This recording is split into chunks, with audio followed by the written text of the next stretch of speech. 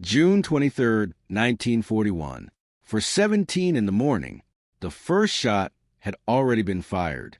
But the true story of what was about to unfold at that lonely crossroads did not begin with Sergeant Morozov or his crew. It began years earlier, inside Soviet design bureaus, where engineers were attempting to solve a terrifying problem. In the late 1930s, military observers across Europe were watching the terrifying rise of mechanized warfare. Fast armored divisions, coordinated by radios and supported by aircraft, were transforming the battlefield. The success of German armored tactics during the Spanish Civil War had already demonstrated something alarming. Light tanks could no longer survive modern anti-tank weapons. Even small-caliber cannons were capable of punching through thin armor. Soviet planners realized that if a major European war came, lightly protected vehicles like the T-26 light tank would become death traps. What the Red Army needed was something radically different, a breakthrough tank, one that could absorb punishment while smashing through enemy defenses. The project was handed to engineers at the Kirov factory in Leningrad. Leading the development was a team under designer Zh. Y. Koden, a man determined to abandon many traditional tank concepts entirely. Their answer became the Kliment Voroshilov KV, one heavy tank, and it was unlike anything the world had yet seen. The KV-1 was built around one radical idea: armor above everything else. Instead of the thin 15 to 30 millimeter armor common on many tanks of the late 1930s, the KV-1 used massive slabs of rolled steel up to 75 to 90 millimeters thick. At the time of its introduction in 1939, that amount of armor was extraordinary. Most anti-tank guns simply could not penetrate it at normal combat ranges. The tank's hull alone weighed nearly 45 tons, almost double mass of many contemporary tanks. This immense weight required a powerful engine. Soviet engineers installed the V-2K diesel engine, a 12-cylinder aluminum power plant, producing roughly 600 horsepower. Diesel fuel gave the KV-1 an important advantage. Unlike gasoline-powered tanks, it was less prone to catastrophic fires when penetrated. The engine drove wide steel tracks designed to spread the vehicle's massive weight across soft ground. Without them, the tank would sink into mud almost immediately. But despite the engineering effort, many commanders remained skeptical, because while the KV-1 was heavily armored, it was not fast. Its top speed barely reached 35 kilometers per hour on roads. Off-road, the heavy tank often crawled forward at little more than 15 kilometers per hour. In the fast-moving doctrine of modern armor warfare, speed mattered. German tank tactics emphasized maneuver, communication, and coordination between multiple vehicles. The Soviet KV-1 seemed to represent the opposite philosophy: slow, heavy, blunt, and incredibly expensive to produce. Many senior officers in the Red Army believed the tank was impractical. Some privately mocked the design.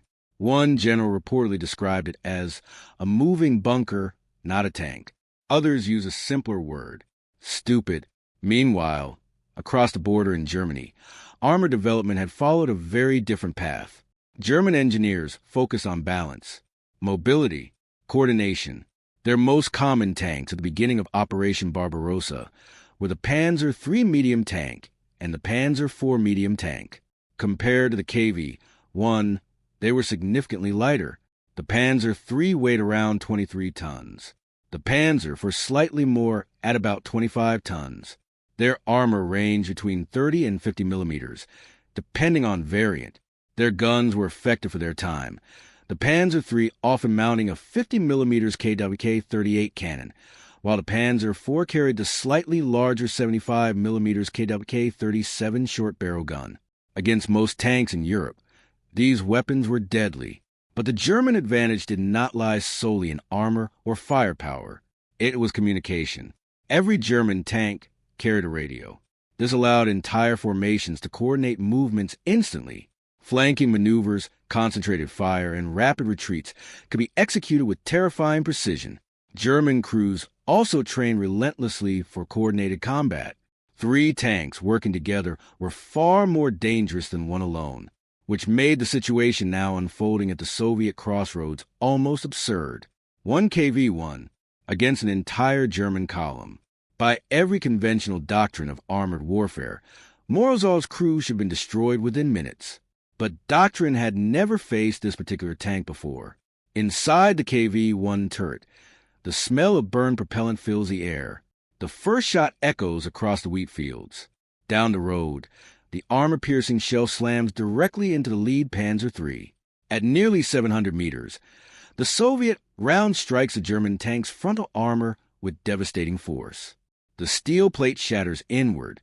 Fragments ricochet through the fighting compartment. Inside the German vehicle, the commander and gunner are killed instantly. Flames erupt from the engine deck as fuel ignites. The Panzer grinds to a halt in the middle of the road. The entire German column behind it breaks suddenly. Confusion spreads. Inside the second German tank, the commander shouts into his radio, "Enemy tank ahead." He raises binoculars, and what he sees makes him hesitate. The silhouette blocking the road is enormous, far larger than any Soviet tank they have encountered in the past 2 days. Its turret is thick, angular. The hull is massive, and the barrel of its cannon is already turning again. Inside the KV-1, Morozov remains calm. Loader next round. Belayev grabs another armor-piercing shell. His arm strains slightly as he lifts the heavy round into the breech. The loader slams the mechanism shut. Loaded. Petrov adjusts the sight. Target. The second tank in the column. Range. 750 meters. Morozov watches carefully through the periscope. German tanks are spreading slightly, attempting to maneuver. They still believe they are facing a normal Soviet vehicle. A quick volley of coordinated fire will destroy it. Morozov whispers quietly. They still don't understand. He lowers his hand again. Fire. The second Soviet shell roars from the barrel. It crosses the distance in less than a second and smashes directly into the turret ring of the second Panzer III. The impact is catastrophic. The turret jams violently, twisting sideways as metal buckles. Inside the German tank, the gunner screams. Hydraulic fluid sprays across the interior. The vehicle lurches to a stop beside the burning wreck of the first tank. Now the German column understands something is terribly wrong. Their shells should have destroyed the Soviet tank already. But the massive machine at the crossroads hasn't even moved. It simply fires again, and again, and again. Back inside the KV-1, Morozov studies the growing chaos in the enemy formation. 2 German tanks are already disabled. Smoke rises into the morning sky. But the rest of the column is now spreading out across the fields, preparing to attack from multiple directions. Morozov knows the real battle is about to begin, because once the German crews recover from their shock, they will start firing back, and soon they will discover something even more astonishing. Their shells might not even be able to penetrate the armor of the tank they are facing, a tank that Soviet generals once called stupid, but which, at this very moment, is about to become the most terrifying obstacle a German Panzer crew could imagine. The burning wreck of the 1st Panzer III medium tank sends a column of thick black smoke spiraling into the pale morning sky. Flames crackle from the shattered engine compartment, and burning oil drips onto the dirt road beneath it. Behind the wreck, the German column is no longer advancing. It is spreading out. Inside the 3rd tank in the formation, the German commander grips his radio headset. Enemy heavy tank at crossroads. All units disperse. Flank left and right. The doctrine of the Wehrmacht armored forces was built on speed and coordination. No single tank was meant to fight alone. Instead, multiple vehicles would maneuver together, surround the target, and destroy it through concentrated fire. Against most Soviet tanks, the tactic worked flawlessly. But the vehicle waiting at the crossroads was not a typical Soviet tank. The commander peers again through his binoculars. Now he sees the massive turret clearly, the thick plates of armor, the wide tracks. For a moment he frowns. Was this DAS? What is that? Inside the Climate Varshilov KV, 1 heavy tank, Sergeant Alexei Morozov watches the German movement through the narrow periscope slit. He sees the enemy tanks spreading into the wheat fields. 2 Panzer IIIs swing to the right side of the road, attempting to gain a flanking angle. Another vehicle begins moving left, trying to circle behind the KV-1. Classic maneuver warfare. Morozov expected this. He presses the intercom switch. Driver, forward 5 meters. Angle hull left. Private Yuri Sokolov pulls gently on the steering lever. The heavy machine grinds forward, steel tracks crunching over gravel and broken wood from the abandoned roadside fence. The KV-1 slowly pivots its front armor toward the advancing enemy, angling the armor, increasing the effective thickness. A basic defensive technique, but devastatingly effective on a tank this heavily protected. In the turret, gunner Mikhail Petrov adjusts the sight again. Another Panzer III has stopped in the field roughly 800 meters away. Its turret rotates. The German gun is pointing directly at them. Petrov exhales slowly. They're aiming. Morozov nods calmly. Let them. The German gunner squeezes the trigger. The 50mm KWK-38 cannon fires with sharp metallic crack. The shell streaks across the open field and slams into the KV-1's turret.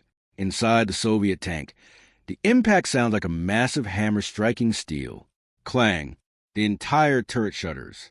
Dust falls from the interior weld seams. But the armor holds. The shell ricochets away into the dirt. Inside the German tank, the commander stares in disbelief. Again!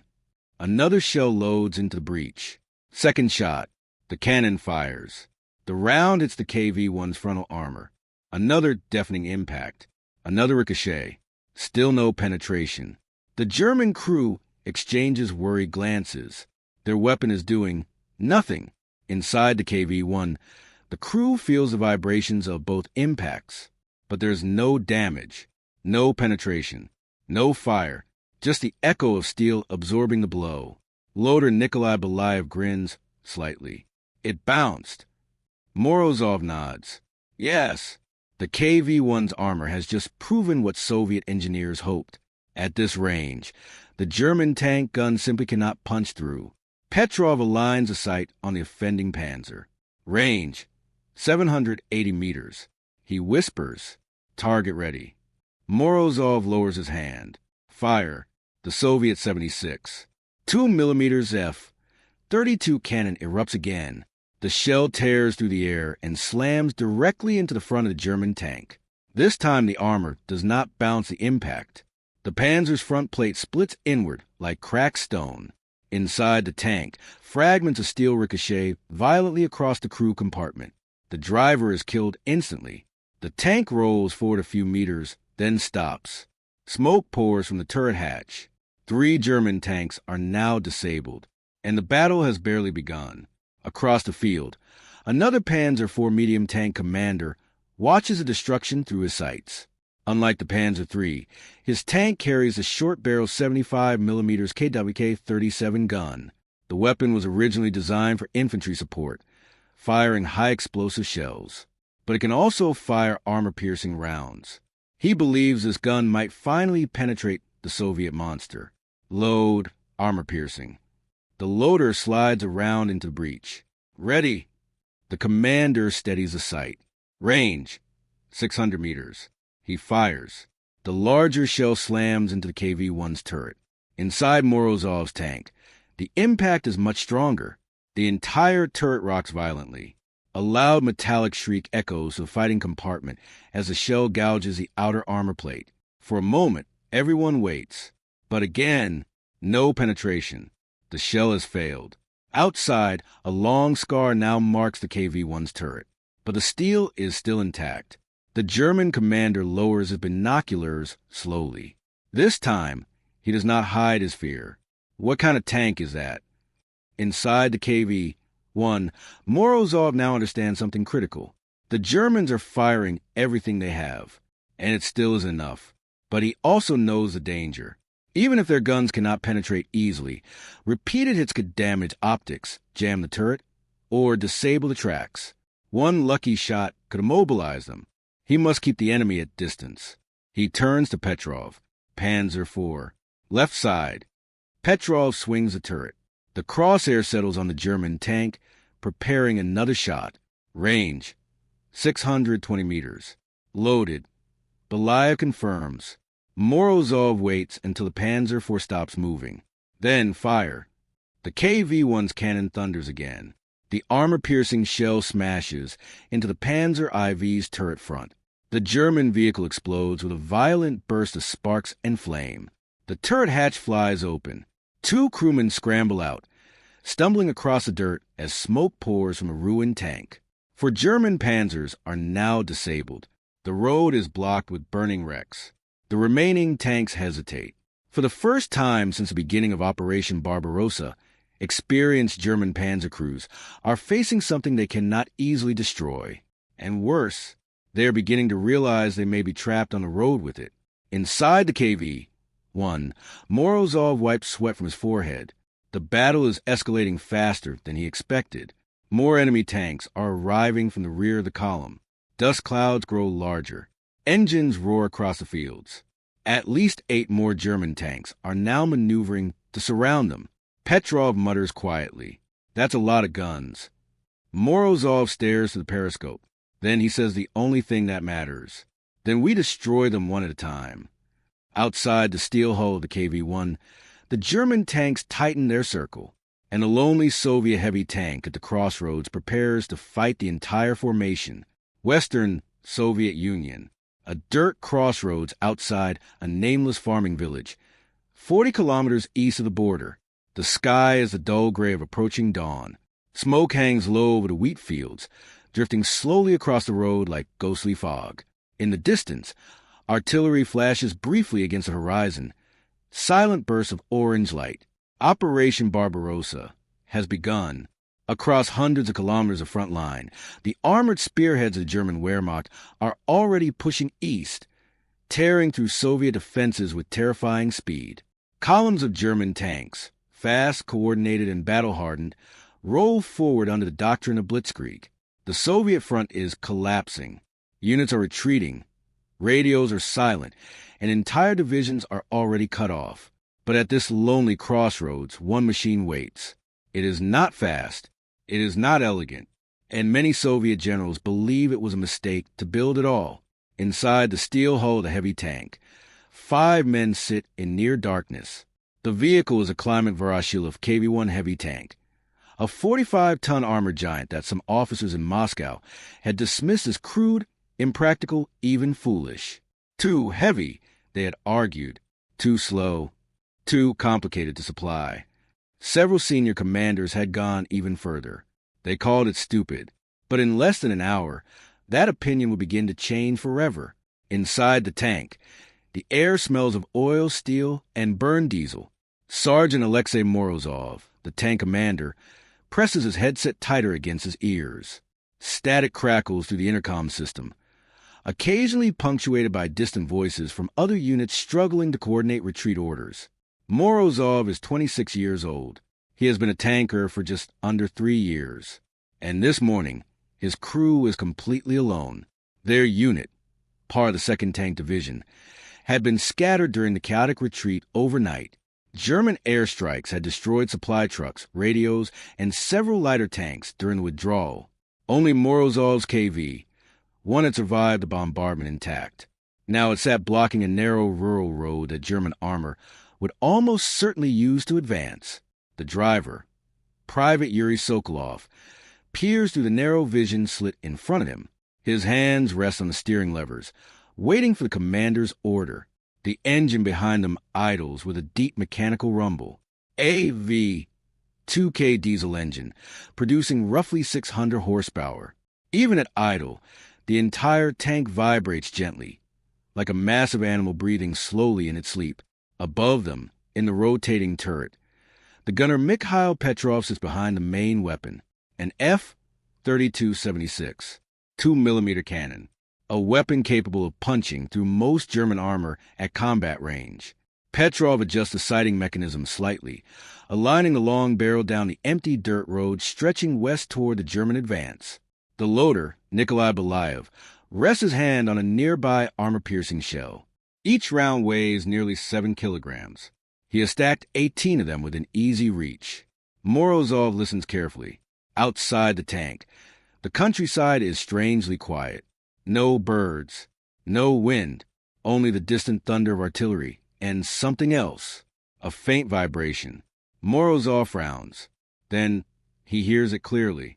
Engines, multiple engines, heavy ones, coming from the west. German armor, the first wave of the invasion, likely elements of a Panzer division advancing toward the nearby highway junction. Morozov flips the intercom switch. Driver engine ready. Sokolov nods. The diesel growls louder as he adjusts the throttle. Gunner, load, armor piercing. Petrov gestures to the loader. Belayev lifts a shell from the rack, slides it into the breech, and locks it with a heavy metallic clack. The gun is ready. Morozov checks the small periscope mounted in the turret roof. The sky is turning pale blue. Morning is coming. And with it, the enemy. 3 kilometers away, the German column advances quickly along the dirt road. Leading the formation are several Panzer III medium tank vehicles, followed by heavier Panzer IV medium tank units. Their engines roar confidently as they roll forward. To the German commanders inside those tanks, the invasion so far has been astonishingly easy. Soviet defenses have collapsed in hours. Most Red Army vehicles they've encountered, light T-26 light tank and BT-7 fast tank models, have been destroyed quickly. Thin armor, inferior guns, outdated designs. German crews feel almost invincible. Their radios coordinate every movement. Their tactics are polished after years of warfare in Poland and France. And the road ahead appears completely empty. Back at the crossroads, Morozov checks the range markers along the road. He knows German optics are excellent. Their tanks are faster, their crews more experienced. But as KV, one has something the Germans have not yet encountered in large numbers. Armor, thick slabs of rolled steel, up to 90 millimeters in some sections, more than double protection of many early German tanks. Morozov places his gloved hand against the turret wall. The metal is cold, heavy, reliable. He whispers quietly, "Let them come." The distant rumble grows louder. Dust appears on the horizon. Through his periscope, Morozov finally sees them, dark shapes moving through the morning haze. Tanks, a full German column, more than a dozen vehicles, far more than a single KV one should ever face alone. For a moment, Morozov considers withdrawing east to rejoin friendly forces. That would be the logical decision. But if the Germans pass this crossroads, they will reach the supply routes behind the retreating Soviet divisions. Thousands of soldiers could be trapped. Morozov inhales slowly. Then he presses the intercom switch. Driver, hold position. The crew looks up. They understand what that means. They are not retreating. They are making a stand against an entire German armored column. Outside, the 1st Panzer III emerges through the dust cloud. Distance, 1,200 meters. The German commander inside the tank scans the road casually through binoculars. He expects nothing more than abandoned vehicles and fleeing infantry. What he does not expect is the massive silhouette waiting at the crossroads, a shape far larger than any Soviet tank he has seen before. For a moment, the German officer lowers the binoculars in confusion. What is that? But by the time he realizes the answer, inside the KV, one turret, Petrov finishes aligning the sight. Range, 900 meters. Perfect. Morozov lowers his hand. Fire. The massive cannon erupts, and the tank that generals once called stupid fires the first shot of a battle that will soon leave 12 German panzers burning on the roadside. The burning wrecks now form a jagged barricade across the dirt road. For destroyed German tanks smolder in the early morning light, their twisted hulls blocking the narrow approach to the crossroads. Black smoke climbs slowly into the sky, but the battle is far from over.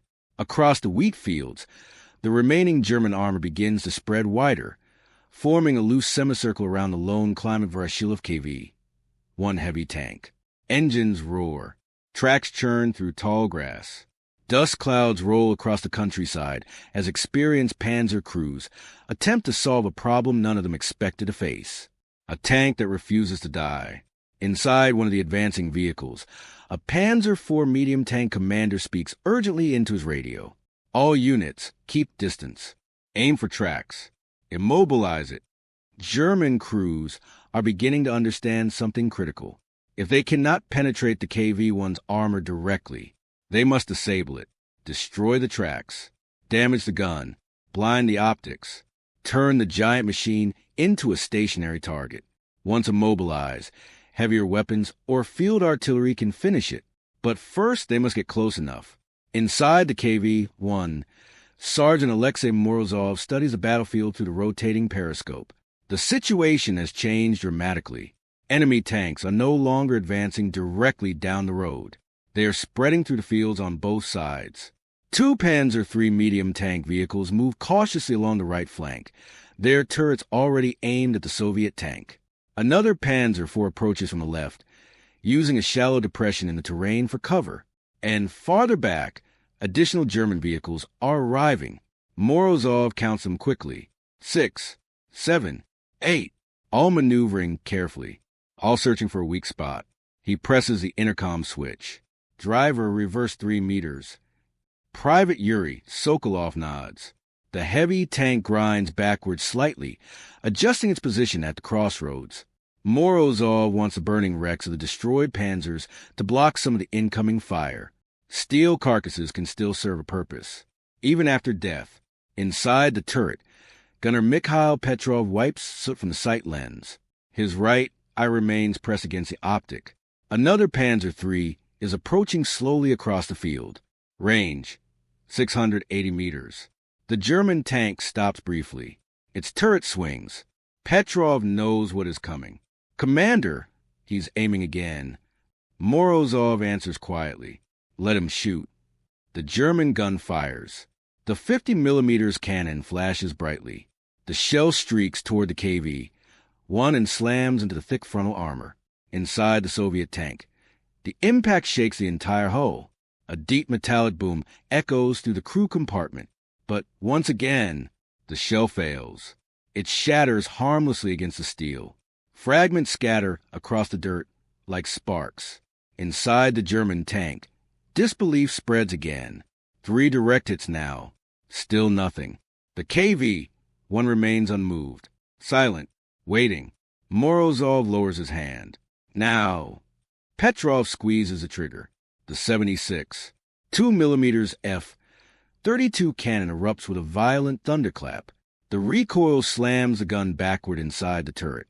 The armor-piercing shell crosses the distance in less than a second. Impact.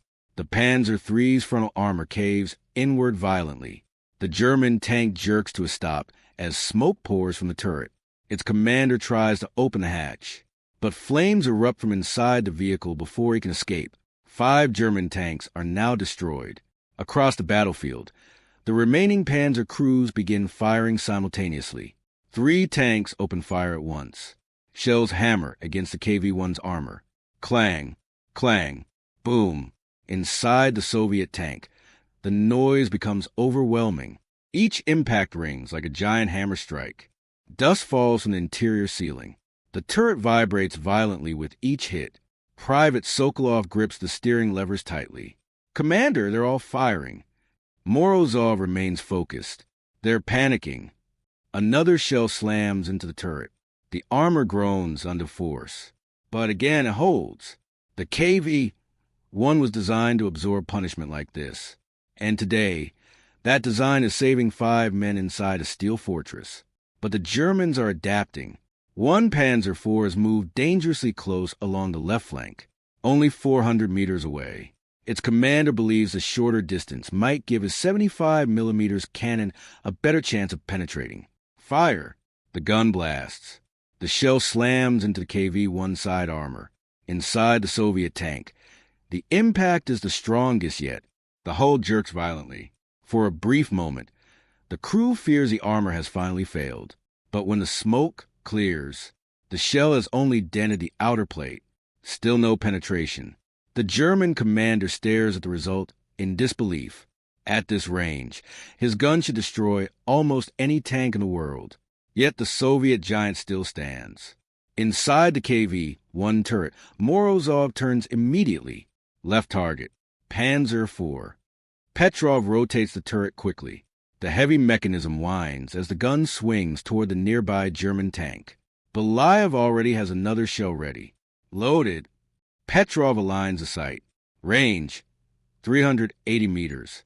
At this distance, the KV-1's gun is devastating. Morozov lowers his hand. Fire. The Soviet cannon detonates again. The shell strikes the Panzer IV directly below the turret. The armor shatters. A violent explosion bursts from a vehicle's fighting compartment. The turret hatch blows open as fire engulfs the interior. The tank rolls forward a few meters, then collapses into silence. 6 German tanks are now burning in the fields. Across the battlefield, the remaining German crews hesitate. Their radios crackle with confusion. They have never encountered a tank that can survive this many hits. But they cannot retreat easily either. The narrow road is blocked by wreckage. And somewhere behind them, more German units are advancing as part of Operation Barbarossa. The column is trapped, and the Soviet tank at the crossroads is still firing. Inside the KV-1, the situation is becoming exhausting. The air inside the tank is now thick with smoke and heat. Empty shell casings roll across the turret floor. Belayev wipes sweat from his face as he reaches for another round. Morozov studies the battlefield again. More German tanks are still maneuvering. At least 6 remain operational. They are spreading wider now, attempting to attack from multiple directions at once. Petrov mutters quietly, "They're trying to surround us." Morozov nods. "Yes." Then he says something that chills the crew. "Good." The gunner glances at him. "Good." Morozov's eyes remain fixed on the battlefield. If they spread out, he pauses, they stop helping each other. Outside the tank, the German formation continues tightening its circle. But the KV-1 is not trapped. It is choosing its targets. And the next phase of the battle is about to begin. The battlefield is now a ring of smoke and fire. 6 German tanks burn across the field surrounding the crossroads. Their blackened hulls send thick columns of smoke twisting into the pale blue morning sky. But the battle is not over. Beyond the burning wrecks, 6 more German tanks continue to maneuver carefully through the tall wheat fields. Engines growl. Tracks grind through dirt and broken stalks. The remaining crews have stopped underestimating the lone Soviet vehicle. They now understand the truth. The Climate Voroshilov KV, one heavy tank in front of them, is not simply another enemy tank. It is a fortress on tracks. And if they want to destroy it, they will have to work together. Inside one of the advancing Panzer III medium tank vehicles, the German commander wipes sweat from his forehead. 6 tanks destroyed. 6 more still operational. Normally, this kind of numerical advantage would guarantee victory. But nothing about this battle feels normal. He speaks quickly into his radio. "All units, concentrate fire. Aim for tracks. Immobilize the target. If they cannot penetrate the KV-1's armor, they will trap it. Once the tracks are damaged, the tank will no longer be able to pivot or reposition. Then they can approach from its blind spots and finish it." Inside the Soviet tank, Sergeant Alexei Morozov studies the battlefield through his periscope. The Germans are adapting. 2 tanks are now moving toward the KV-1's right flank. Another is slowly circling left, attempting to approach from the rear. The others maintain distance, preparing to fire together. Morozov knows what they're trying to do. They want his tracks. If they succeed, the battle changes completely. He presses the intercom switch. "Driver, move forward 10 meters." Private Yuri Sokolov pulls the steering levers. The KV-1 lurches forward, its heavy tracks crushing the roadside gravel. Morozov wants to keep the enemy guessing. A moving target is harder to disable. Inside the turret, Gunner Mikhail Petrov adjusts the sight again. 1 Panzer III is now dangerously close.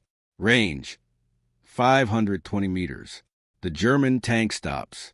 Its turret swings toward the KV-1's lower hull. Petrov knows exactly what they're aiming for. The tracks. "Commander, they're targeting the suspension." Morozov nods. "Then destroy them first." Loader Nikolai Belayev slams another armor-piercing shell into the breach. Loaded. Petrov steadies a crosshair. The German tank fires first. The 50mm shell streaks toward the KV-1 and slams into the right track assembly. Inside the Soviet tank, The impact echoes like a thunderclap. The entire vehicle jolts violently. Metal screeches. For a brief second, everyone inside the tank fears the track has been destroyed. Sokolov checks the controls quickly. The tank still moves.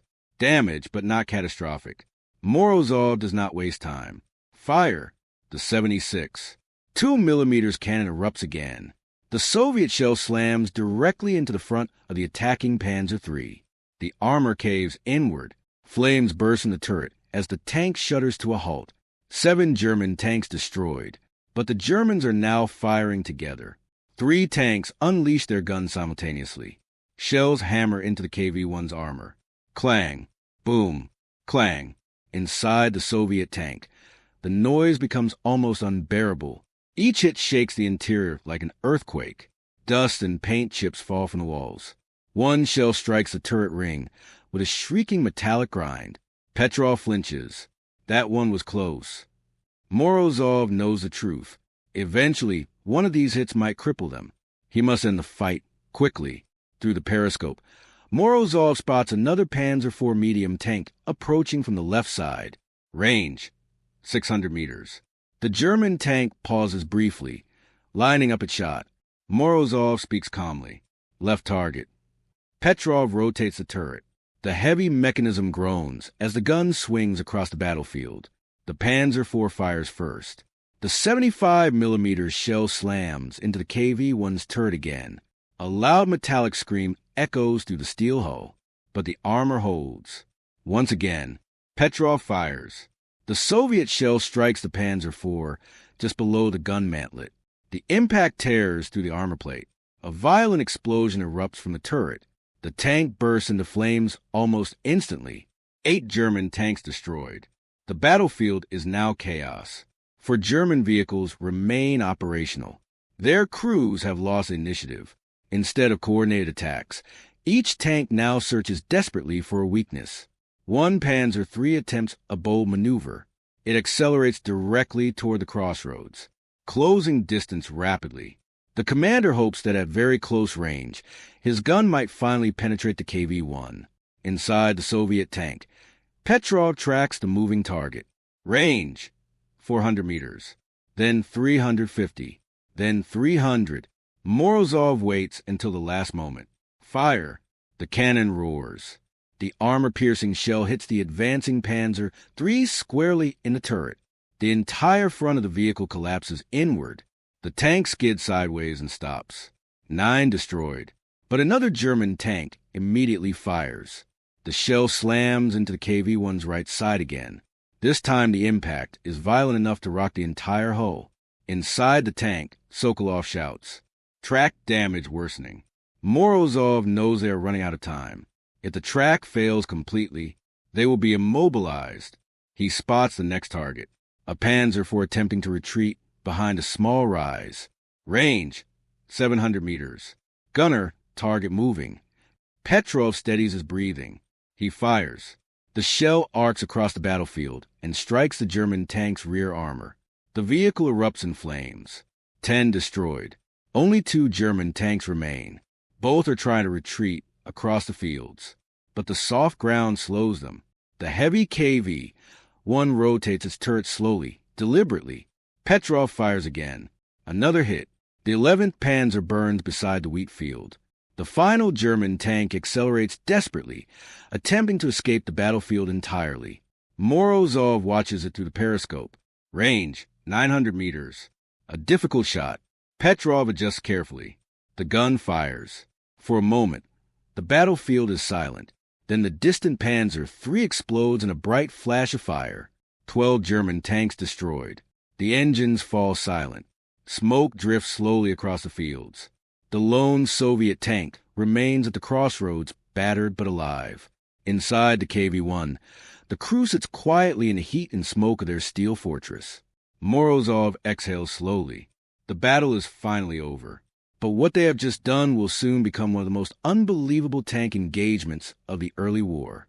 A single machine, once dismissed as stupid by its own commanders, has just crushed an entire German armored column. The battlefield falls silent. The thunder of cannons is gone. The roar of engines fades into the distance. Only the crackling of burning metal remains. Across the wheat field surrounding the crossroads, 12 destroyed German tanks lie scattered in twisted positions. Some sit motionless where they were struck. Others are half-turned in the dirt, frozen mid-maneuver. Thick smoke rises from shattered turrets and ruptured engine decks. Black scorch marks stain the earth where explosions tore through steel. At the center of it all, the lone Kliment Voroshilov's KV. One heavy tank still stands. Its armor is scarred. Dozens of impact marks cover the turret and hull. Some are deep gouges where shells struck with enormous force. Others are flattened dents where enemy rounds simply shattered against the steel. But the armor never broke. Inside the KV-1, the crew sits in stunned silence. For nearly 40 minutes they fought alone, and somehow they survived. Sergeant Alexei Morozov finally removes his headset and wipes sweat from his forehead. The interior of the tank is suffocatingly hot now. The smell of burned propellant, diesel fumes, and overheated metal fills the cramped fighting compartment. Empty shell casings roll slowly across the floor each time the tank shifts slightly. Loader Nikolai Belayev leans back against the turret wall, breathing heavily. "Commander," he glances toward the periscope. "Did we really destroy all of them?" Morozov looks again through the narrow viewing slit. He counts the burning shapes across the fields. 1, 2, 3, 4, 5, 6, 7, 8, 9, 10, 11, 12. He nods slowly. Yes, but victory has come with a cost. Driver Yuri Sokolov tests the steering levers again. The tank moves forward slightly, then stops. The right track grinds against damaged road wheels. "We can still move," he reports, "but not far." Several suspension components have been bent by repeated shell impacts. The KV-1 survived the battle, but it has taken serious punishment. Morozov knows they cannot remain here long. German reinforcements will eventually arrive. He turns to the crew. "We withdraw east." Slowly. Sokolov nods. The engine roars slightly louder as the driver carefully guides a massive tank away from the crossroads. Behind them, 12 ruined German Panzers remain burning in the morning light. News of the battle spreads quickly. At first, German commanders refused to believe the reports. Entire armored units had been advancing rapidly across Soviet territory since the start of Operation Barbarossa. Resistance had been chaotic and disorganized. Most Soviet armored forces had collapsed under the coordinated assault of the Wehrmacht. But now frontline reports describe something new. A tank with armor too thick for standard German guns. A machine capable of destroying multiple Panzer III medium tank and Panzer IV medium tank vehicles without being stopped. German intelligence officers quickly realized something disturbing. They have underestimated Soviet heavy tank development. The KV-1 is not just another enemy vehicle. It represents a serious technological challenge. In the following weeks, German crews across the Eastern Front begin encountering more KV-1 tanks. Many experience the same shock that the destroyed column faced at the crossroads. Standard anti-tank weapons struggle to penetrate the heavy armor.